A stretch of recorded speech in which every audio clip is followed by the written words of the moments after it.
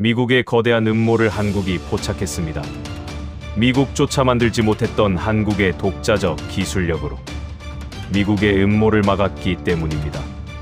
만약 이 은밀한 음모가 실행되었다면 미국은 군사를 동원해 덴마크의 3,860만 톤의 희토류를 집어삼키고 세계 희토류 시장을 장악할 수 있었습니다. 처음에는 한국도 미국과 한패가 아니냐는 의심을 받았지만 한국은 처음으로 비밀리에 숨겨온 이것을 보여주었고 그제서야 덴마크 정부는 한국을 선택했습니다. 도대체 세계 최강대국인 미국이 한국에게 밀려버린 이것은 무엇일까요? 어째서 한국은 이 기술력을 가지고 있던 걸까요? 당신이 몰랐던 충격적인 이야기 지금 시작됩니다. 시작하기 전 구독과 좋아요 그리고 대한민국 화이팅 댓글로 한국을 응원해주세요. 안녕하세요. 저는 덴마크 정부 산하 에너지 안보 분석관 라스무스 레케입니다. 저는 국가 핵심 자원과 공급망 위기를 전담하며 각국 정부 보고서를 매일 읽고 위험도를 수치로 환산해 총리실에 올리는 일을 하고 있습니다. 지금부터 말씀드릴 이야기는 한국, 미국, 그린란드, 희토류 네 단어가 한 줄로 묶인 순간에 시작됩니다. 그리고 끝으로 갈수록 왜 한국이었는지, 왜 미국이 흔들렸는지 납득하게 될 겁니다. 그날은 새벽부터 이상했습니다. 평소라면 외교 라인에서 먼저 들어오는 보고가 에너지청으로 내려오는데 그날은 반대로 에너지청 경로로만 자료가 올라왔습니다.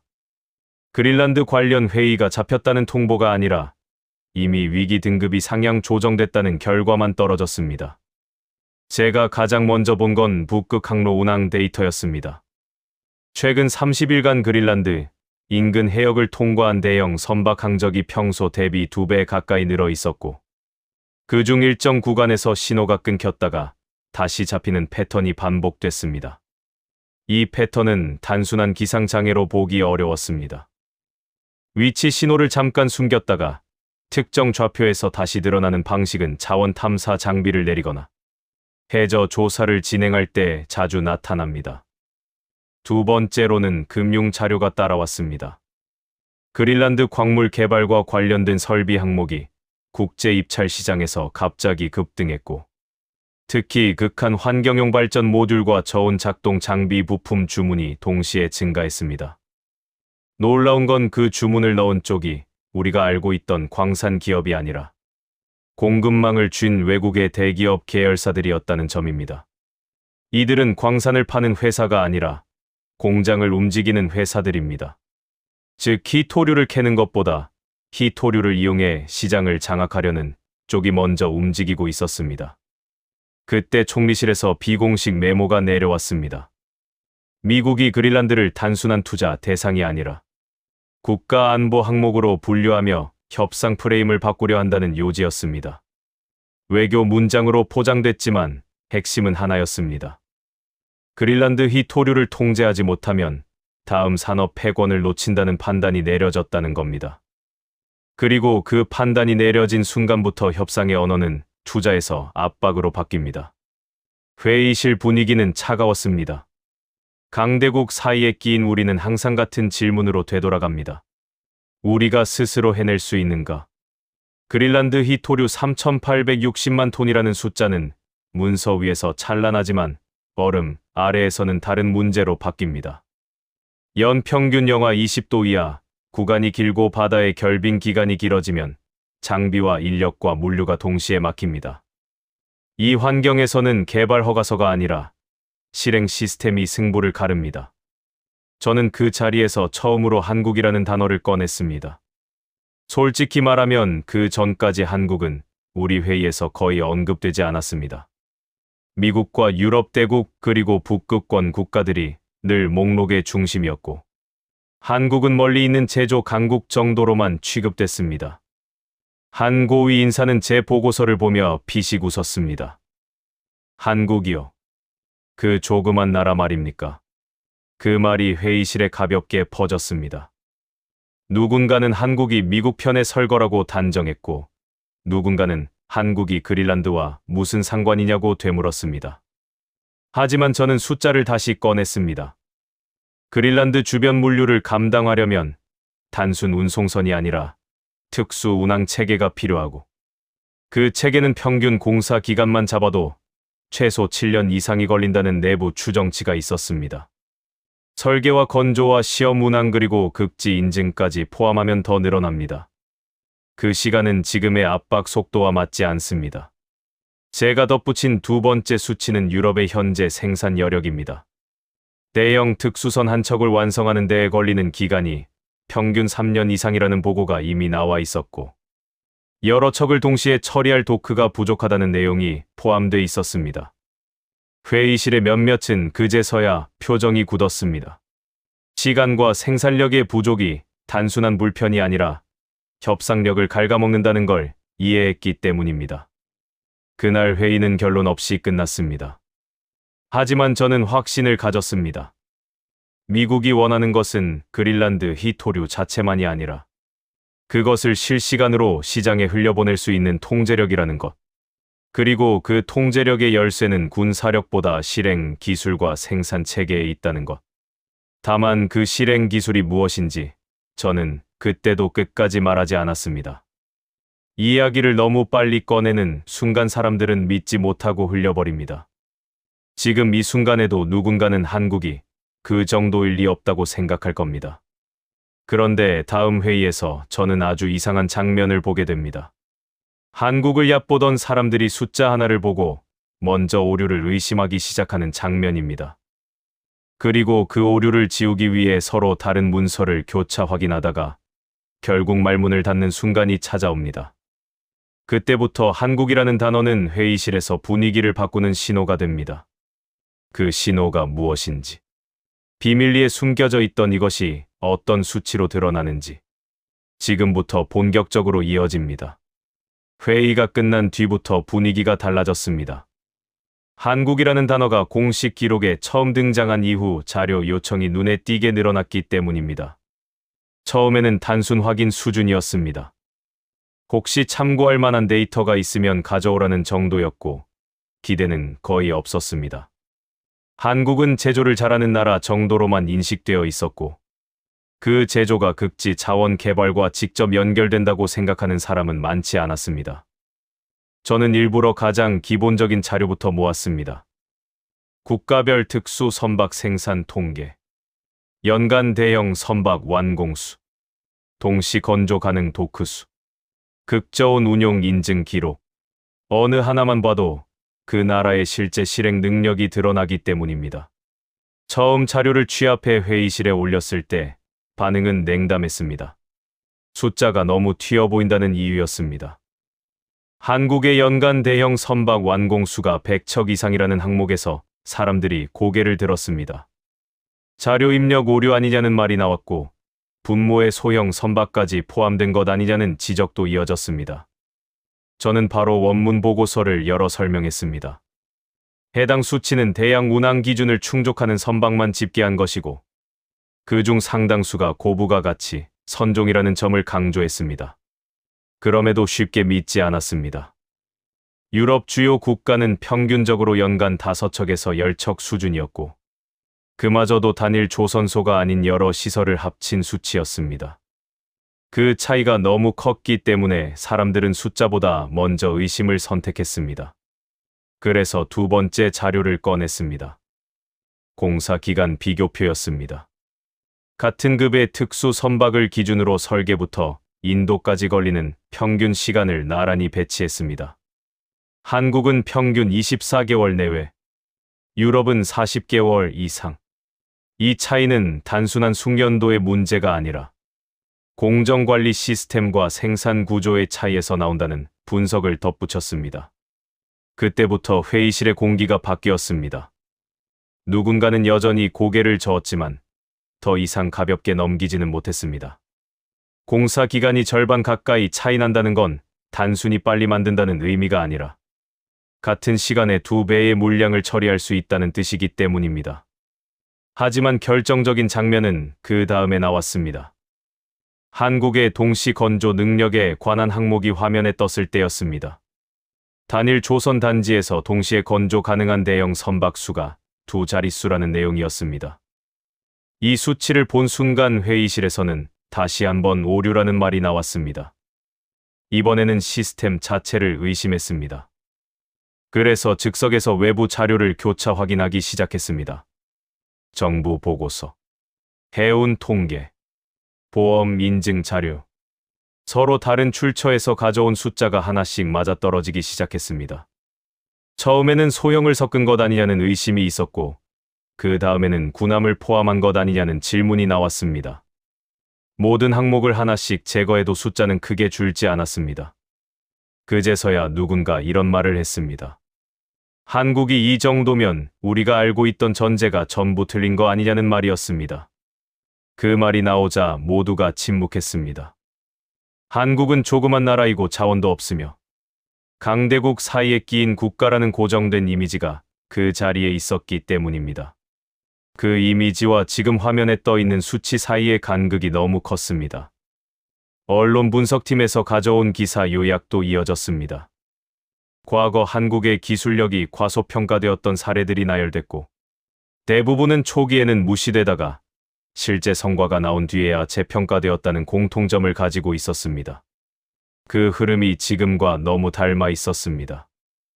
하지만 이 단계에서도 여전히 핵심은 숨겨져 있었습니다.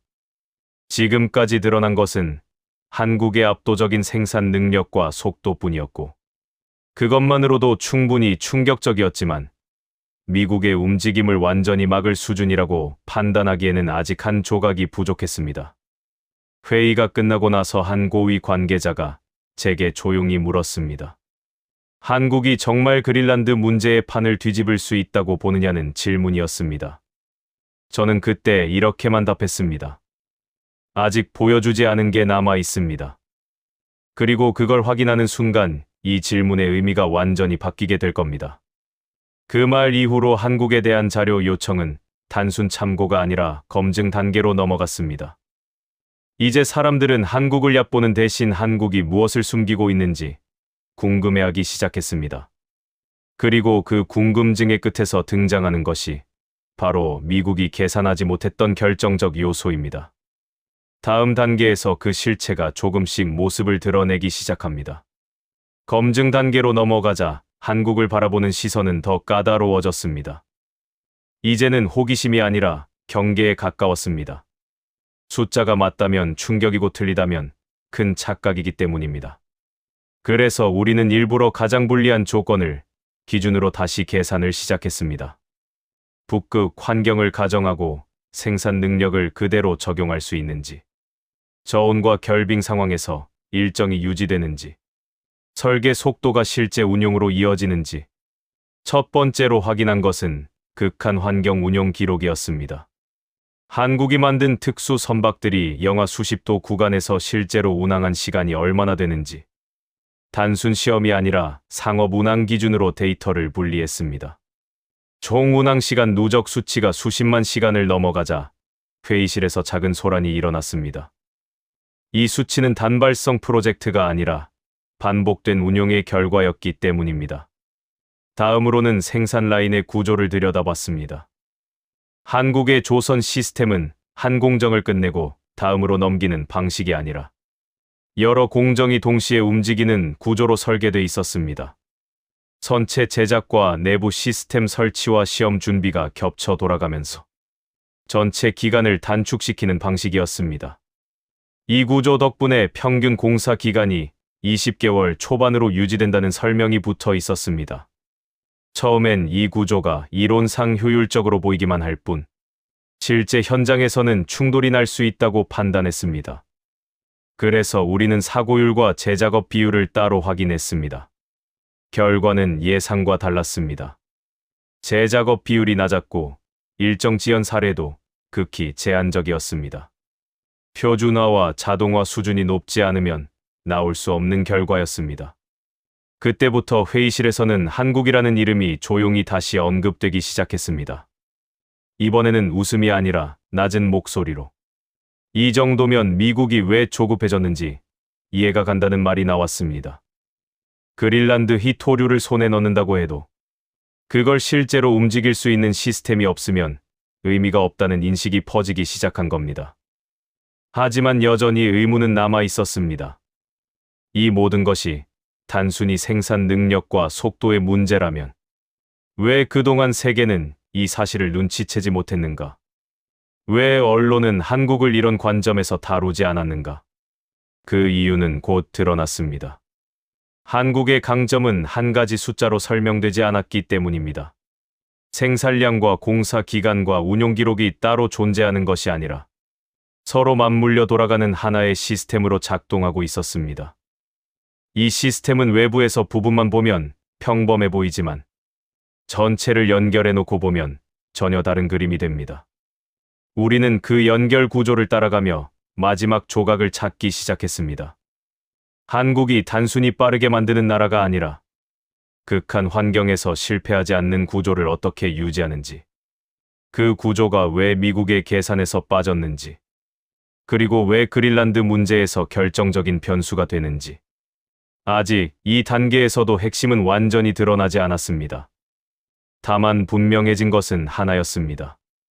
한국을 얕보고 접근한 모든 가정이 하나씩 무너지고 있다는 사실입니다.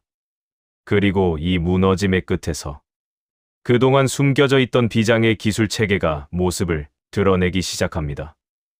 이제 다음 단계에서는 왜 미국이 이 지점을 끝까지 계산하지 못했는지, 그리고 한국이 그린란드 히토류 문제에서 결정적인 선택지로 떠오를 수밖에 없었던 이유가 구체적인 구조와 함께 드러나게 됩니다. 결정적인 전환점은 한 장의 내부 분석표에서 시작됐습니다. 그 표에는 지금까지 우리가 따로따로 보던 수치들이 한 줄로 연결돼 있었습니다. 생산 속도, 동시 건조 능력, 극한 환경 운용 기록, 그리고 마지막 항목에 적힌 문구가 시선을 붙잡았습니다. 극지 통합 운용 시스템. 처음 이 표현을 봤을 때 대부분은 대수롭지 않게 넘겼습니다. 어느 나라나 통합 시스템이라는 말을 쓰기 때문입니다. 하지만 내용을 따라 내려가자 분위기가 달라졌습니다. 이 시스템은 단순한 장비 묶음이 아니었습니다. 설계 단계부터 건조 일정, 시험, 운용, 극지 항로 데이터, 정비 주기, 부품 교체 시점까지 하나의 흐름으로 관리되는 구조였습니다. 우리는 즉시 이 시스템이 실제로 작동했는지 확인에 들어갔습니다. 보고서에는 이미 적용 사례가 명시돼 있었습니다. 북극권 해역에서 수년간 누적 운용, 빙층 두께 변화에 따른 항로 자동 조정, 엔진 출력과 선체 하중을 실시간으로 계산의 속도를 조절하는 알고리즘. 이 모든 것이 별도의 현장 판단이 아니라 사전에 설계된 기준으로 움직이고 있었습니다. 그 순간 회의실에서 처음으로 말이 끊겼습니다. 이건 단순한 배 한 척의 문제가 아니라 운용 방식 자체가 다른 단계에 있다는 의미였기 때문입니다. 한 분석관은 이 시스템이 실제라면 극지 개발에서 가장 위험한 변수인 돌발 중단을 최소화할 수 있다고 정리했습니다. 그 말이 끝나자 바로 반박이 나왔습니다. 그렇게 완성된 시스템이 있다면 왜 지금까지 알려지지 않았느냐는 질문이었습니다. 그래서 우리는 다시 확인했습니다.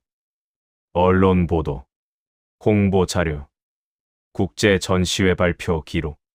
놀랍게도 이 시스템은 거의 드러난 적이 없었습니다.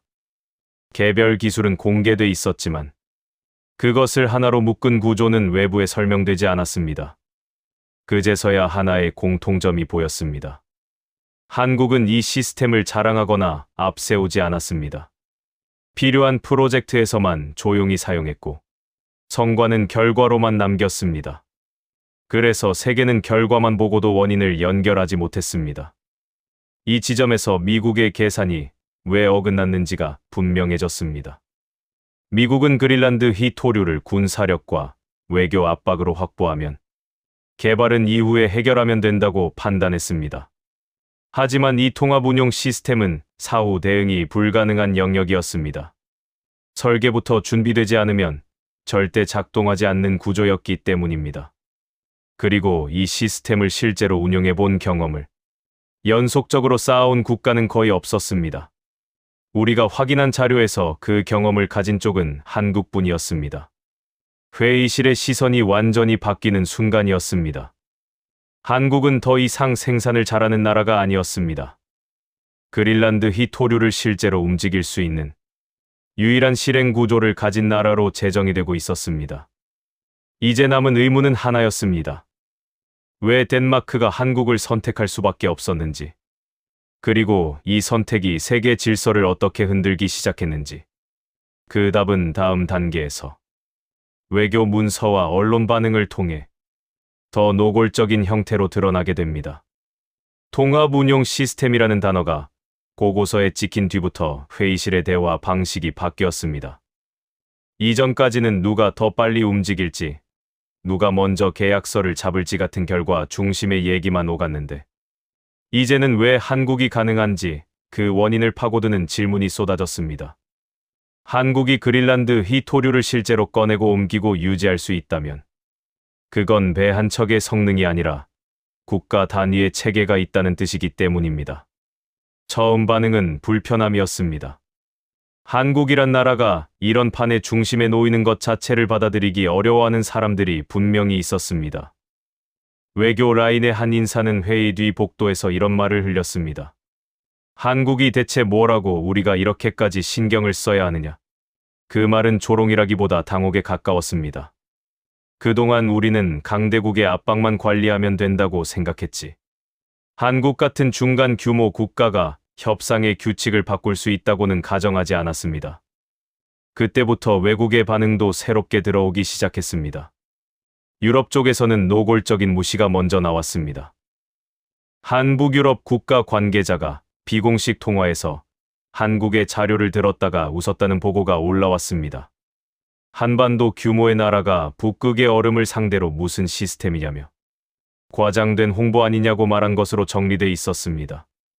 자기들이 가진 경험이 많다는 자부심이 강할수록 한국을 더 쉽게 평가절하 하는 경향이 나타났습니다. 다른 지역은 방식이 달랐습니다. 일부 자원 보유국들은 처음부터 불신을 깔고 접근했습니다. 그들은 한국이 미국과 짜고 들어와 그린란드 히토류를 우회 통제하려는 게 아니냐는 의심을 품었습니다. 특히 글로벌 히토류 시장이 공급망 한 곳에 과도하게 집중됐던 기억이 있는 나라일수록 반응이 날카로웠습니다. 그래서 우리에게 요구한 첫 조건은 단순했습니다. 한국의 수치를 신뢰할 만한 제3자 기록으로 입증해달라는 것이었습니다. 우리는 그 요구를 이용하기로 했습니다. 어차피 회의실 안에서도 동일한 의심이 계속되었고 밖에서의 불신은 더 거칠었기 때문입니다. 제가 만든 검증 절차는 일부러 잔인할 정도로 까다로웠습니다. 먼저 한국 관련 수치를 하나씩 분해했습니다. 연간 생산 능력이라는 항목을 완공 기준으로 쪼개고 다시 선종별로 나누고 마지막으로 극지 운용 가능 여부만 남겼습니다. 그 다음 공사 기간 데이터를 설계 승인일부터 인도 서명일까지로 재정의했습니다. 숫자가 부풀려지기 쉬운 지점을 아예 봉쇄한 겁니다. 검증을 시작하자마자 첫 번째 오류 의심이 터졌습니다. 한국의 동시 건조 수치를 보고 정보팀이 계산 시트를 덮었습니다. 한 시트에서만 유독 값이 높게 찍히니 데이터 입력 실수라는 주장이 나왔습니다. 이번에는 단순한 말이 아니라 공식 요청이 이어졌습니다. 해당 수치를 올린 출처 문서를 전부 제출하라는 요구였습니다. 저는 바로 원문을 첨부했습니다.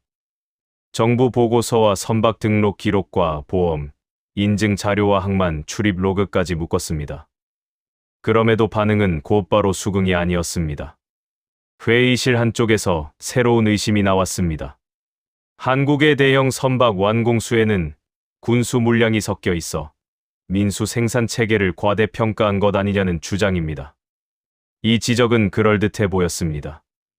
그래서 우리는 군수 관련 코드를 전부 제외하고 계산을 다시 돌렸습니다. 결과는 예상과 달랐습니다. 전체 수치는 줄었지만 핵심 값은 그대로 남았습니다. 극저온 운용 인증이 붙은 선박과 특수 선종의 비중이 오히려 더 선명해졌습니다. 군수라는 설명으로는 더 이상 가릴 수 없게 됐습니다. 이 과정에서 한국을 얕보던 시선이 처음으로 흔들렸습니다. 조롱하던 사람들은 말을 아끼기 시작했고 반박하던 사람들은 질문을 바꿨습니다. 이제는 한국이 가능하냐가 아니라 한국은 어떻게 이걸 유지하냐로 논점이 이동했습니다. 결과를 부정하는 게 어려워지면 사람들은 원인을 찾기 시작합니다. 그 흐름이 정확히 나타났습니다. 외부에서도 같은 일이 벌어졌습니다. 처음 통화를 하며 한국의 수치를 비웃던 북유럽 쪽이 갑자기 태도를 바꿨습니다. 그들은 짧은 메모를 보내왔는데 내용이 특이했습니다. 한국의 시스템이 과장이라면 반증 자료를 제시해달라. 자신들이 직접 반증을 찾았지만 찾지 못했다는 뜻이었습니다. 무시는 더 이상 안전한 선택이 아니었던 겁니다. 의심이 깨지는 결정적 장면은 숫자가 누적될 때 나왔습니다. 한두 개가 아니라 서로 다른 지표들이 같은 방향을 가리키기 시작하면 사람들은 방어를 포기합니다. 공사 기간이 짧고 동시 건조가 많고 운용 기록이 누적되고 정비 주기가 예측 가능하다는 값이 한꺼번에 맞물렸습니다. 그 순간부터 회의실에서 한국은 갑작스러운 변수가 아니라 설명 가능한 실체가 되었습니다. 그런데도 마지막으로 남는 의문이 있었습니다. 왜 이런 사실이 지금까지 세계의 상식이 되지 않았는가? 우리는 그 이유를 찾기 위해 정보 흐름을 추적했습니다. 언론이 무엇을 보도했는지, 어떤 표현을 반복했는지, 어떤 프레임으로 한국을 규정했는지를 분석했습니다. 놀랍게도 한국 관련 기사들은 거의 항상 결과만 다루고 원인은 제대로 다루지 않았습니다. 빠르게 만들었다. 수주를 따냈다. 기록을 세웠다. 여기까지만 말하고 왜 가능한지는 공백으로 남겼습니다. 그 공백은 편견으로 채워졌습니다. 외국의 일부 분석가는 한국이 싸게 만들어서 이겼다고 결론을 내렸고 일부는 보조금이 많아서 가능하다고 단정했습니다. 하지만 우리가 가진 자료는 다른 방향을 가리켰습니다. 가격이 아니라 실패율, 속도가 아니라 반복 재연석, 단발 프로젝트가 아니라 연속 운용. 이 세 가지가 핵심이었습니다. 그때 한 해외 싱크탱크 보고서가 올라왔습니다. 그들은 한국이 가진 것을 산업 능력이라고 부르지 않고 국가적 운영 체계라고 적었습니다. 이 표현이 중요한 이유는 하나였습니다. 그린란드 히토류는 광산만 파서 끝나는 사업이 아니기 때문입니다. 개발과 운송과 유지와 안전을 동시에 통제해야 시장을 장악할 수 있습니다. 미국이 세계 히토류 시장을 단숨에 쥐려 했던 이유도 바로 그 통제력 때문이었습니다. 그런데 통제력의 핵심이 군사력이 아니라 운영체계라면 이야기는 완전히 달라집니다. 이 시점부터 외국의 반응은 두 갈래로 갈렸습니다. 하나는 한국을 의심하던 태도를 접고 한국과 붙는 길을 찾는 쪽이었습니다. 그들은 이제 한국을 견제하기보다 한국을 끌어들이는 전략을 고민했습니다. 다른 하나는 체면을 유지하려는 쪽이었습니다. 그들은 한국을 인정하지 않으면서도 한국의 시스템을 복제하려는 시도를 말하기 시작했습니다. 그런데 복제라는 말이 나오자마자 내부에서 반박이 나왔습니다. 이 체계는 몇 년짜리 과제가 아니라 최소 10년 단위의 축적이 필요하다는 분석이 붙었기 때문입니다. 회의실 안에서도 비슷한 균열이 나타났습니다. 한국을 무시하던 인사들이 이제는 가장 큰 목소리로 한국을 확인해야 한다고 주장하기 시작했습니다. 이 변화는 우연이 아니었습니다. 숫자가 쌓이면 사람의 언어가 바뀌고 언어가 바뀌면 정책이 바뀝니다. 우리는 지금 그 변곡점에 서 있었습니다. 그날 밤 저는 보고서 마지막 페이지에 한 줄을 추가했습니다. 한국을 둘러싼 관심이 결과에서 원인으로 이동했다. 이제 남은 것은 이 원인의 핵심을 공식적으로 확인하는 절차다. 그 절차가 시작되는 순간부터 그린란드, 히토류 협상은 자원 전쟁이 아니라 시스템 경쟁으로 바뀐다. 그리고 바로 다음 아침 총리실에서 새로운 지시가 내려왔습니다. 한국의 체계를 직접 확인할 수 있는 공개 자료와 정부 발표를 기반으로 덴마크가 국민 앞에서 설명 가능한 수준의 근거를 만들라는 지시였습니다. 이 말은 곧 선택이 가까워졌다는 뜻이었습니다. 단순한 기대가 아니라 책임을 동반한 결론이 필요해진 겁니다. 그 순간 저는 확신했습니다. 이제 세계는 한국을 얕보는 방식으로는 더 이상 이 문제를 다룰 수 없다는 것을. 그리고 미국의 계산도 이 단계에서부터 흔들리기 시작할 거라는 것을. 총리실 지시가 내려오자마자 회의의 성격이 달라졌습니다. 이제는 내부 설득이 아니라 외부 공개를 전제로 한 검증이 필요했습니다. 덴마크 국민 앞에서 설명 가능한 근거가 있어야 했고, 그 근거는 감정이나 평가가 아니라 수치와 기록이어야 했습니다. 즉, 한국이 왜 가능한지라는 질문에 대해 누구도 반박하기 어려운 형태로 답을 만들어야 했습니다. 그 과정에서 외국의 반응이 한 번 더 거칠어졌습니다. 이전에는 한국을 비웃거나 무시하는 수준이었다면, 이번에는 불편함이 노골적으로 드러났습니다. 특히 일부 유럽 언론이 이상한 기사 제목을 뽑기 시작했습니다. 한국이 그린란드, 희토류를 노린다. 한국이 중립을 가장한 새로운 강자다. 한국이 미국과 뒤에서 손을 잡았을 수 있다. 이런 식의 프레임이 생겼습니다. 한국을 인정하기 싫은 쪽이 선택한 방식은 결국 의도와 음모를 덧칠하는 것이었습니다. 하지만 그 프레임은 곧 역풍을 맞았습니다. 왜냐하면 우리는 이제 의도 논쟁을 하지 않기로 했기 때문입니다. 우리는 기능과 실행만 검증하기로 했고, 그 검증 방식이 공개 가능한 형태로 정리되기 시작했습니다. 가장 먼저 시작한 건 숫자의 출처를 완전히 끊어내는 작업이었습니다. 한국 자료를 그대로 쓰면 그 순간부터 선전으로 몰릴 가능성이 있었습니다. 그래서 제3자 기록만 남기기로 했습니다. 국제 선박 등록 데이터, 보험사 위험 평가 보고서, 항만 입출항 로그, 극지 운용 인증 문서. 각 항목은 서로 영향을 주지 않는 독립 출처로만 구성했습니다. 그런데 바로 여기서 두 번째 큰 의심이 터졌습니다. 외교 라인의 한 담당자가 표를 보더니 단호하게 말했습니다. 이건 숫자 맞추기다. 서로 다른 자료를 억지로 끼워 맞춘 것 아니냐. 그 말이 나오자 회의실이 다시 흔들렸습니다. 한국이라는 단어가 들어가는 순간 사람들이 경계심을 풀지 못한다는 사실이 선명해졌습니다. 그래서 우리는 역으로 접근했습니다. 한국이라는 이름을 표에서 잠시 지웠습니다. 대신 선박의 분류 코드와 운용 구간과 인증 항목만 남겼습니다.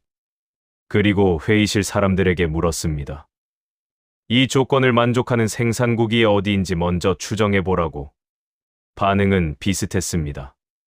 대부분 북극권 국가를 먼저 떠올렸고, 다음으로 미국을 언급했습니다. 그 다음이 유럽 대국들이었습니다. 한국이라는 대답은 거의 나오지 않았습니다. 그런데 우리가 표 아래쪽에 국가별 매칭 결과를 올리는 순간 분위기가 바뀌었습니다.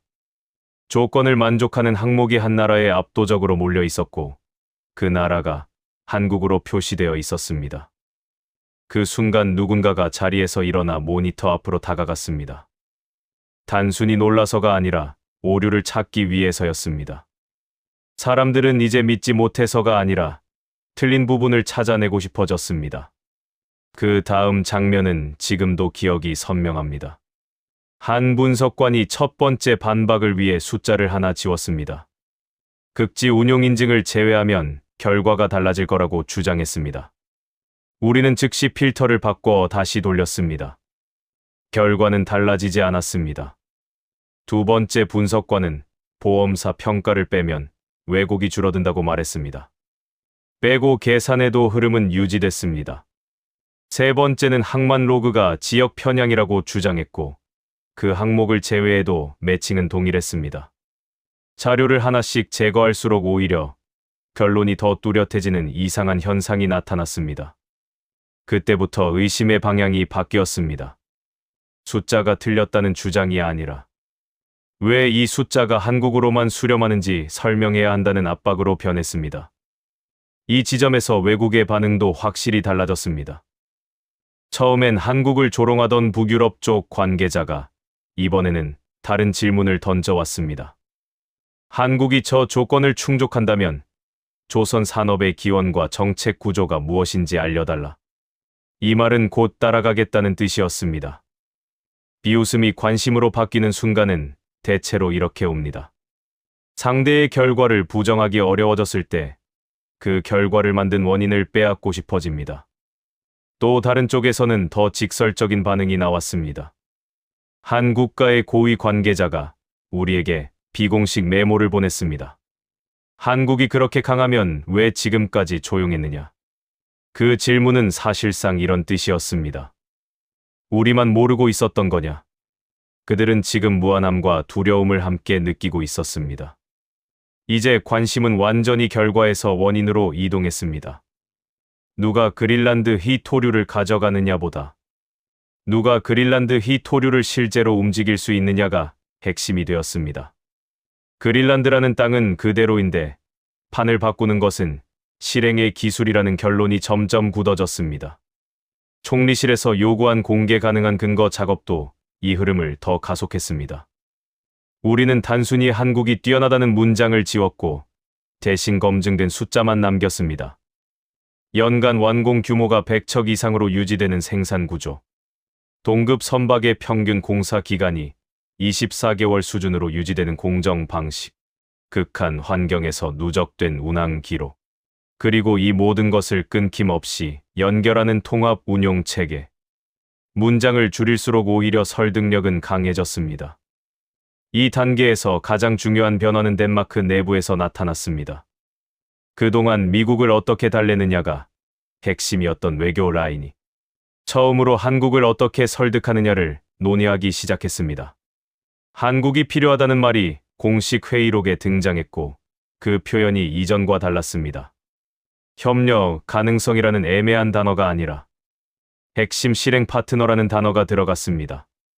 바로 그날 저녁 또 하나의 보고가 들어왔습니다.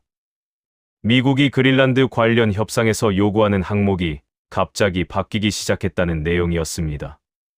전에는 지분과 접근권이 중심이었다면 이제는 실행 계획서와 운용 방식에 대한 질문이 늘었다는 겁니다. 이 변화는 하나를 의미했습니다. 미국도 늦게나마 깨닫기 시작했다는 것. 그린란드 희토류를 손에 넣는다고 끝이 아니라는 것. 실행 구조를 가진 쪽이 결국 판을 쥔다는 것. 그리고 그 실행 구조의 한가운데에 한국이 있다는 사실이 이제 더 이상 숨길 수 없는 수준으로 드러나고 있었습니다. 미국의 요구가 실행 계획서로 바뀌었다는 보고가 들어온 뒤부터 모든 움직임이 빨라졌습니다. 압박의 방식이 바뀌면 판의 중심도 바뀝니다. 우리는 이제 외교 문장으로 시간을 벌 수 없었습니다. 그린란드 희토류를 둘러싼 싸움은 누가 더 강하게 말하느냐가 아니라 누가 더 구체적으로 움직일 수 있느냐로 넘어갔고 그 순간부터 한국을 둘러싼 논쟁도 한 단계 더 깊어졌습니다. 이 단계에서 새롭게 나타난 외국의 반응은 이전과 결이 달랐습니다. 무시나 조롱이 아니라 방향 전환이었습니다. 한때 한국을 과장이라고 비웃던 유럽 내 일부 정책 자문 그룹이 갑자기 문서를 바꿔 제출했습니다. 며칠 전까지만 해도 북극권 협력 모델의 중심을 유럽 기술연합으로 쓰던 사람들이 이제는 문장 첫 줄에 한국을 넣기 시작했습니다. 그들은 입장을 바꾸면서도 체면을 지키려고 했습니다. 한국이 중심이 아니라 한국이 포함된 타자, 구도가 더 합리적이라는 식으로 표현을 돌려 썼습니다. 그러나 문장 포장은 달라도 핵심 변화는 명확했습니다. 한국을 제외하면 실행 계획이 성립하지 않는다는 결론을 받아들이기 시작한 겁니다. 반대로 다른 쪽에서는 더 공격적인 반응이 나왔습니다.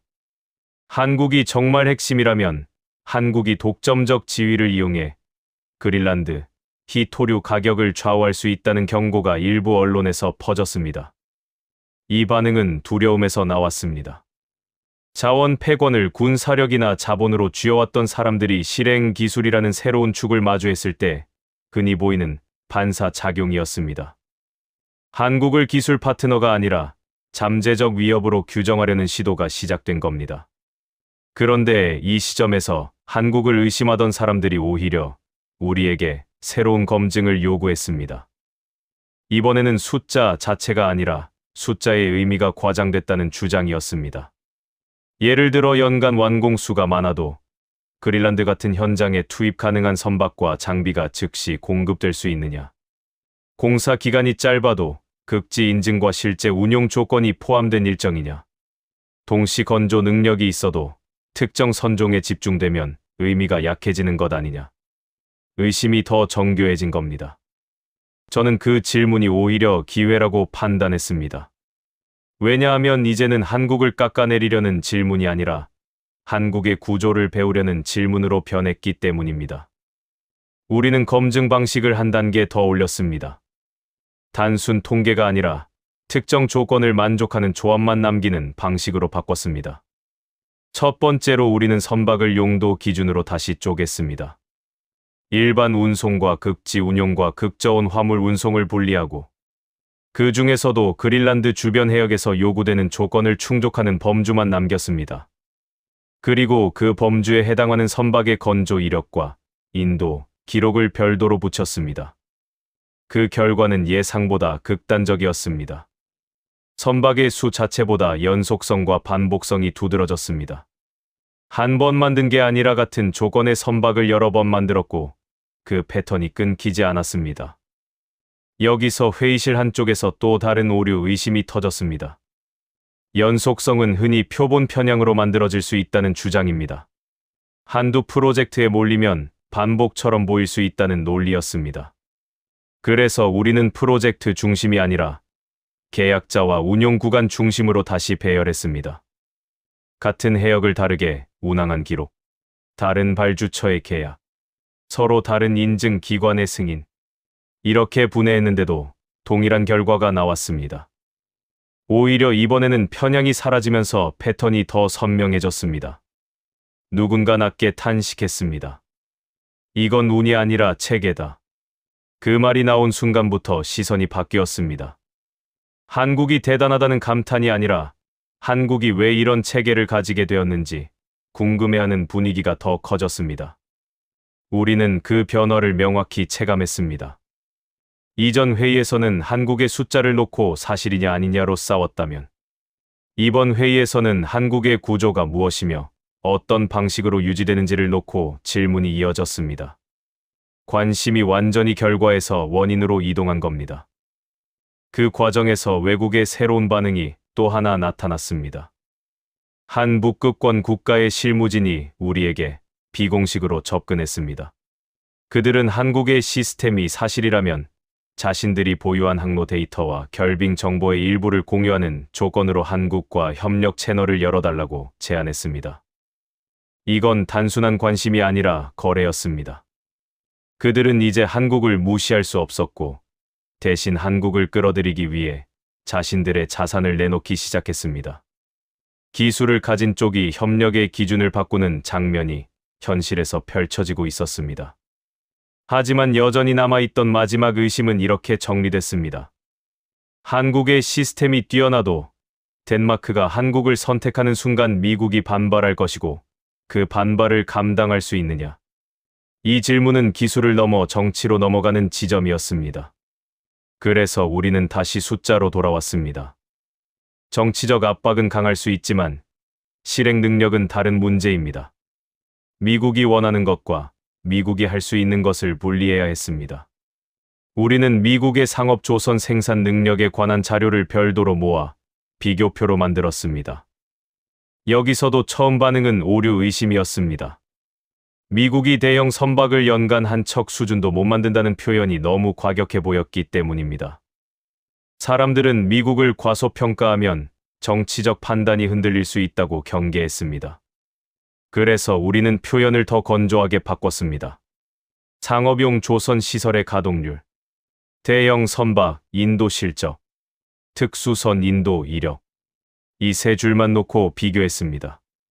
재검증을 거치자 회의실에서 묘한 정적이 흘렀습니다. 미국은 군사력과 외교력은 강했지만 이 분야의 실행 구조에서는 구멍이 컸습니다.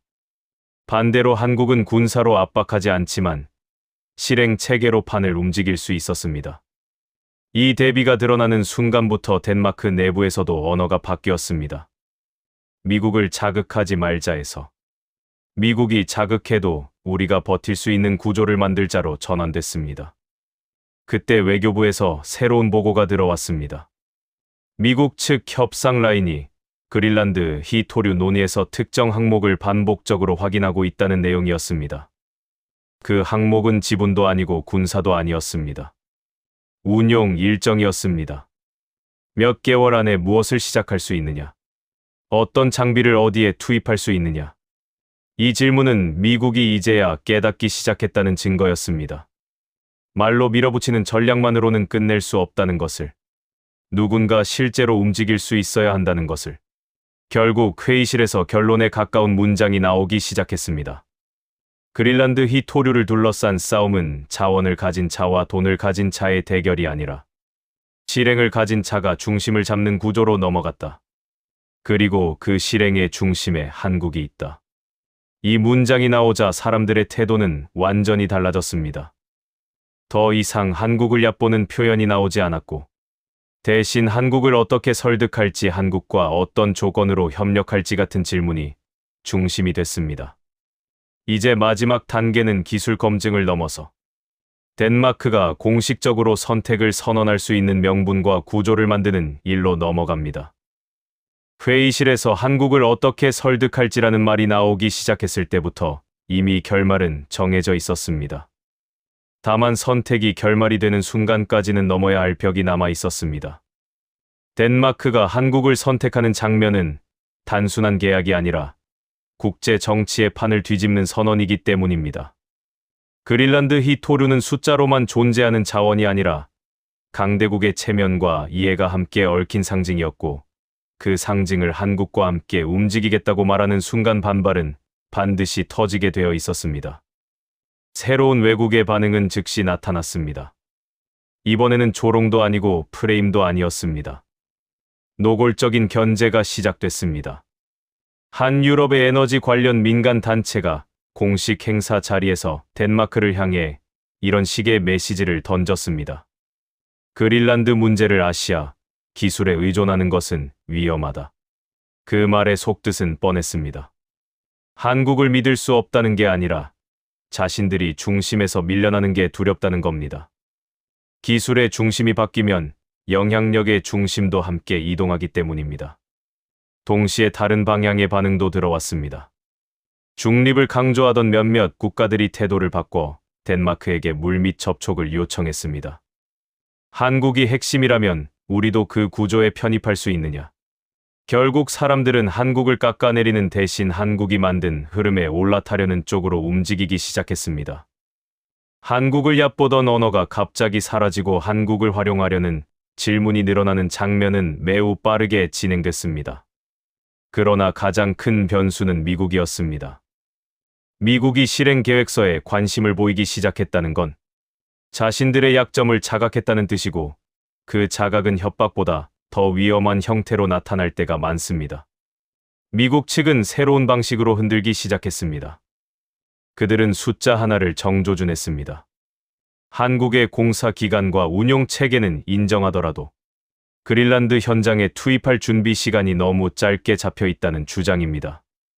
즉, 한국의 능력을 부정하지는 않되 덴마크가 그것을 현실로 만들 수는 없다고 몰아가는 방식이었습니다. 이 주장이 나오는 순간 우리 내부에서도 다시 오류 의심이 고개를 들었습니다. 정치적 압박이 섞이면 사람들은 스스로 더 엄격해집니다. 우리는 일정표를 다시 찢었습니다. 인력 투입, 장비 이동, 결빙 대응, 항만 정비, 현장 통신 인프라. 이 5항목을 각각 최악 조건으로 설정했습니다. 그리고 매 항목마다 지연 가능성을 시간으로 계산해 더했습니다. 처음 결과는 충격적이었습니다. 지연을 최대치로 잡아도 전체 일정이 무너지지 않았습니다. 그 이유가 무엇인지 확인하기 위해 우리는 또 재검증을 했습니다. 혹시 한국의 시스템 전제 조건을 우리가 과대평가한 것 아니냐는 의심이 나왔기 때문입니다. 그래서 우리는 전제 조건을 하나씩 빼는 방식으로 다시 계산했습니다. 예를 들어 통신 인프라가 지연된다면 운용이 멈추는지, 정비 주기 예측이 빗나가면 일정이 얼마나 붕괴하는지, 항만 정비가 늦어지면 운송 계획이 어떻게 꼬이는지. 그런데 이상하게도 계산이 무너지는 구간이 거의 나오지 않았습니다. 각 항목이 독립적으로 서 있는 게 아니라 서로를 보완하는 구조로 짜여 있었기 때문입니다. 한 항목이 지연되면 다른 항목이 여유를 흡수하도록 설계된 형태였습니다. 이 단계에서 마침내 회의실의 마지막 의심이 깨졌습니다. 한국의 능력은 빠른 생산이나 높은 기록의 문제가 아니라 불확실성을 흡수하는 구조 그 자체라는 결론이 정리됐습니다. 바로 그때 그린란드 자치정부 쪽에서 새로운 반응이 올라왔습니다. 그들은 덴마크 본토가 늘어놓는 원칙이나 명분보다 실제로 주민에게 돌아갈 변화가 무엇인지 묻기 시작했습니다. 일자리 숫자, 인프라 확충 속도, 수익 배분 구조. 이 질문들은 외교 문장으로 답할 수 없었습니다. 그래서 우리는 다시 수치로 정리했습니다. 한국이 요구한 희토류 지분이 15라는 구조. 그 15가 의미하는 것이 무엇인지. 그린란드가 가져가는 85의 몫이 어떤 방식으로 관리되는지. 운영권을 통째로 넘기지 않는 모델이 실제로 가능한지. 그때 또 하나의 외국 반응이 개입했습니다. 몇몇 언론이 덴마크와 그린란드의 내부 분열을 부추기려는 듯한 기사를 흘렸습니다. 덴마크가 한국을 핑계로 그린란드를 더 강하게 통제하려 한다는 식의 주장입니다. 이 프레임이 위험했던 이유는 단순합니다. 그린란드 주민의 마음이 흔들리면 그 어떤 협상도 의미가 없어지기 때문입니다. 그래서 우리는 감정이 아니라 구조로 대응했습니다. 수익 배분의 고정 규칙, 현지 고용 의무, 인프라 우선 투자 항목. 이 세 가지를 문서화해 그린란드 쪽에 먼저 공유했습니다. 결과는 예상보다 빨랐습니다. 그린란드 내부에서 오히려 역반응이 나왔습니다. 이제야 덴마크가 현실적인 설계를 가져왔다는 평가, 그리고 한국의 역할이 통제자가 아니라 실행자라는 인식이 확산되기 시작했습니다. 이 시점에서 관심은 완전히 이동했습니다. 처음에는 한국이 어떤 결과를 만들었는지에만 시선이 꽂혀 있었습니다. 지금은 한국이 왜 이런 구조를 가졌는지에 대한 질문이 핵심이 되었습니다.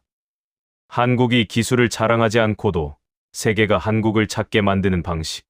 한국이 욕심을 크게 부리지 않으면서도 핵심을 확보하는 설계. 그 방식이 우연이 아니라 생존 전략이라는 해석이 힘을 얻었습니다. 결정의 날이 왔습니다.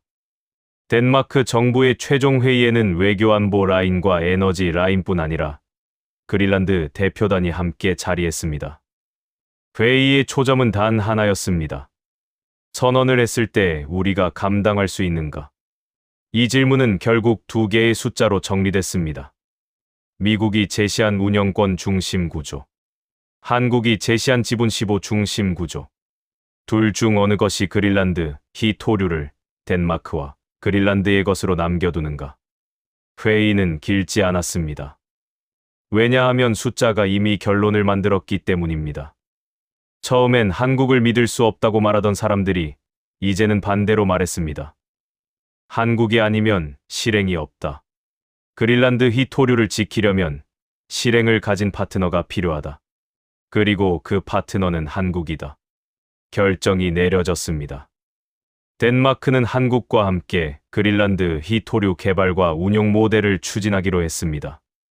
선언이 나오자마자 세 개의 반응이 동시에 터졌습니다. 한쪽은 불편함을 감추지 못했고, 다른 쪽은 뒤늦게 합류할 길을 찾기 시작했고, 미국은 노골적인 반발 대신 조건을 바꿔 접상 테이블에 다시 앉으려는 움직임을 보였습니다. 그 순간이 이 이야기의 결말입니다. 강대국이 힘으로 밀어붙이는 시대에서 실행 구조를 가진 나라에게 판이 넘어가는 순간, 그린란드 희토류를 둘러싼 싸움에서 한국은 조용히 그러나 확실하게 승부의 열쇠가 되었습니다. 그리고 더 중요한 변화는 눈에 보이지 않는 곳에서 일어났습니다. 이제 세계는 결과를 보고 감탄하는 단계에서 멈추지 않습니다. 왜 한국이 가능했는지, 어떤 구조가 이런 기술을 만들었는지, 그 원인을 연구하기 시작했습니다. 무시에서 의심으로, 의심에서 재검증으로, 재검증에서 인정으로, 인정에서 모방으로. 그 흐름의 중심에 한국이 서게 된 것입니다.